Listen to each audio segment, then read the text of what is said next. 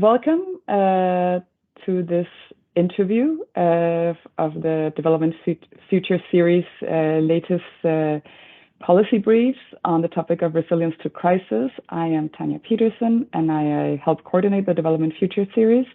And I am here with Dragan Bozanic, who is a Gender and Research Project Officer with UNDP SEESAC. And SEESAC stands for Southeastern and Eastern Europe Clearinghouse for Small Arms and Light Weapons Control. Just call it SEESAC, easier. And Dragan, welcome. Hi. Thank you. Hi. You recently published a Development Future Series policy brief with the title Small Arms Control, the Case for Gender Mainstreaming Experiences from Southeast Europe. And let's just start with the questions that we have today. We would firstly like to know what motivated you to write this brief. Thank you, Tanya. Well, in recent periods, there have been very intense efforts undertaken by UNDP SEESAC to mainstream gender in small arms control here in Southeast Europe. And all those efforts have generated a lot of practical know-how in integrating the gender perspective in an area which is maybe not an obvious shot for the gender mainstreaming work. And with this brief, we wanted to share such experiences with both practitioners and policymakers. And also we wanted to present some of the key achievements, but also challenges in initiating gender equality work in security sector. Okay, great. So why do you think that this specific brief is of interest to others? Why should development practitioners and policymakers read your brief? Yeah.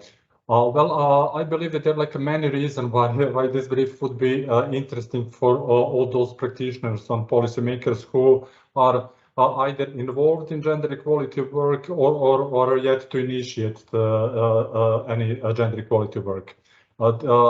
The brief basically discusses very practical strategies for advancing gender equality, and those strategies have been extensively tested here in the region. Also, the brief provides a lot of practical examples on how to make a case for gender mainstreaming through evidence-based approach, through gender analysis, and using also cutting-edge research. The brief also discusses practical strategies, how to get decision makers on the board, how to build the capacities of institutions to mainstream gender in a sustainable and a meaningful way. And also the brief finally discusses how to ensure that relevant policies are gender responsive and that they address the need of both women and men. Okay, great. Okay, so lastly, can you briefly tell us what are the most important, the key findings of your paper? Sure. Well, our brief argues that basically gender plays a very important role in shaping and understanding different aspects of small arms. It presents ample evidence on how gender norms and roles, including specific norms of masculinity, can fuel demand and shape some risk-taking behavior. Then the brief also shed light on the differentiated effect of small arm misuse on women and men, including the widespread misuse of firearms in domestic violence. And the brief also shows how the policy process itself is highly gendered, with a significant underrepresentation of women in small arms control. The brief ultimately argues that any small arms control effort, if it's to be effective, has to fully and meaningfully integrate the gender perspective.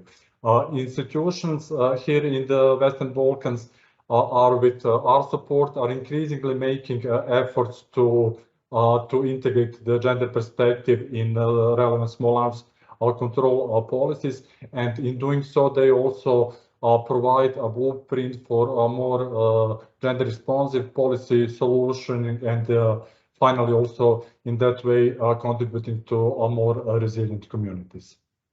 Okay, great. Thank you so much for that. And if anybody is interested in digging deeper into these topics and reading the policy recommendations from your brief, the brief can be found on the Development Future Series page on the UNDP website. Thank you a lot, Dragan. Thank you.